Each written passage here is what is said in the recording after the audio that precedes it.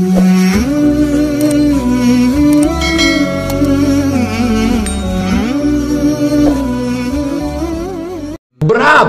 atasanmu sanggup memberi gaji sehingga begitu enteng kau tinggalkan sholatmu? Apa yang dijanjikan istrimu sehingga begitu enteng kau berikan yang haram? Hanya rayuan sesaat, padahal dia pun akan meninggalkanmu sebelum masa tua tiba. Apa yang dijanjikan anak-anakmu? Ayah, kami akan menjagamu di hari tuamu nanti, maka berikan kami yang kami inginkan, belikan kami rumah yang besar, belikan kami kendaraan yang mewah, nanti setelah hari tua kami akan menjagamu, kata mereka. Tapi setelah kita tua, dosa-dosa begitu banyak terkumpul, mereka pun meninggalkan kita di panti jompo yang penuh dengan kesunyian, hening, sepi, suara cucu tak terdengar menangis, karena mereka pun malu mengakui kita sebagai orang tua. Suapkanlah yang haram ke mulut mereka, berikanlah yang batil ke dalam perut mereka. Itu hanya akan menjadi azab di dunia sebelum hari kiamat tiba.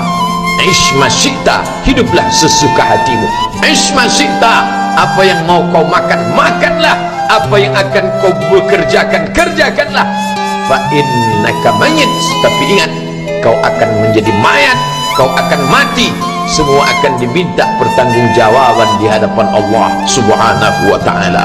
Hari ini orang boleh tertawa, hari ini orang boleh merasa dunia dia yang punya, tapi sampai masanya yang hijau akan berubah menguning, yang kuning akan mati, yang mati akan menjadi debu, yang debu ditiup angin hampa tak bermakna. Lalu apa yang akan dibawa menghadap Allah Subhanahu wa ta'ala? Amal saleh.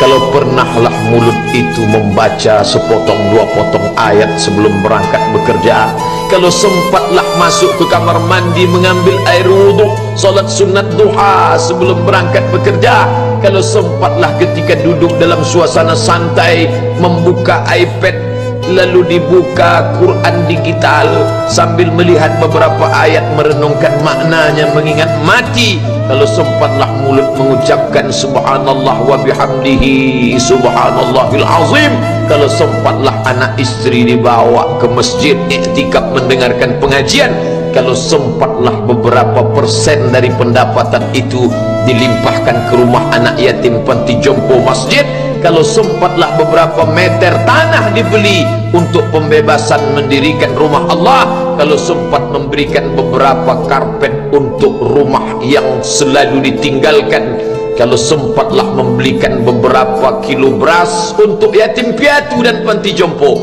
itu yang akan menolong di hadapan Allah. Adapun rumah besar dengan beberapa semen, dengan beberapa busi yang banyak, semua akan menjadi tinggal kenangan. Mereka akan menjual, membagi-baginya.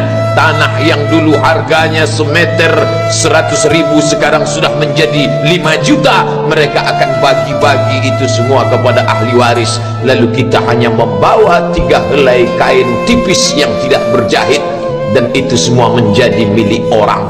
Kalau dulu mereka kita didik dengan pendidikan yang baik, di tengah malam mereka bangun menetes air matanya, lalu dia berdoa, Rabbighfirli wa liwalidayya warhamhuma kama rabbayani shaghira, seperti tetesan embun di tengah gurun Sahara yang panas. Kalau sempatlah mereka berdoa, Allahumma ighfir lahu warhamhu wa'afihi wa'fu anhu, maka mengalirlah air yang sejuk ke tenggorokan yang kering. Kalau sempatlah mereka membeli makanan, diundangnya anak yatim, diusapnya kepala, ya Allah, terimalah sedekahku ini untuk almarhum ayahku, almarhumah bundaku. Aku tak dapat membalas budi baik mereka, ya Allah, mereka sudah mendahului aku. Maka akan mengalirlah itu sebagai berlipur lara di tengah alam barzah sementara kiamat tiba. Tapi kalau mereka hanya dididik dengan keduniawian, dididik dengan kemewahan, disumbat mereka dengan materi, tak pernah diingatkan pada mati, ketika kita mati, mereka pun juga akan mati perasaan ingatannya. Paling celaka lagi, mereka mengingat kita dengan mengantarkan bunga, mereka mengingat kita dengan pakaian hitam, mereka mengingat kita dengan suara musik, mereka mengingat kita dengan memajang foto kita besar-besar di dalam rumah. Dan itu hanya menjadi penghalang rahmat Allah turun, tidak berkesan sedikit pun. Mereka sedang menyangka kalau dinyanyikanlah lagu kesenangan kita, terobat rindu hatinya. Kalau dipajangnya foto kita, dilingkarkannya karangan bunga, puas rindunya. Padahal itu tidak membuat pengaruh apapun kepada kita di alam barzakh. Maka sayang, buatlah sayang yang mengingatkan sesudah mati. Kalau rindu, buatlah kerinduan yang membuat dia akan tetap mengalir sebagai satu amal sesudah kematian. Idza matal insan, kalau manusia mati, inqata'a, dulu rajin membaca Quran, berhenti. Dulu rajin salat tahajud, berhenti. Dulu rajin menghatamkan segala yang baik-baik, berhenti. Tapi ada yang tetap mengalir. Di antara yang mengalir itu adalah shadaqatun jariyah. Sempat membelikan beberapa bungkus nasi, nampak orang tua di panti jompo menyuap nasi itu, menggeletar tangan mereka karena usia lanjut, menetes air mata. Kita bukan sedang melihat orang tua, kita bukan sedang melihat orang lain. Saat itu kita sedang melihat potret diri kita 30 tahun yang akan datang. Di mana aku 30 tahun akan datang? Surga, kenikmatan yang luar biasa, tapi dia tidak akan dimasuki oleh orang yang biasa-biasa. Solat biasa, baca Quran biasa, zikir biasa, untuk mendapatkan yang luar biasa, maka itu bukan perimbangan ibadah yang fair.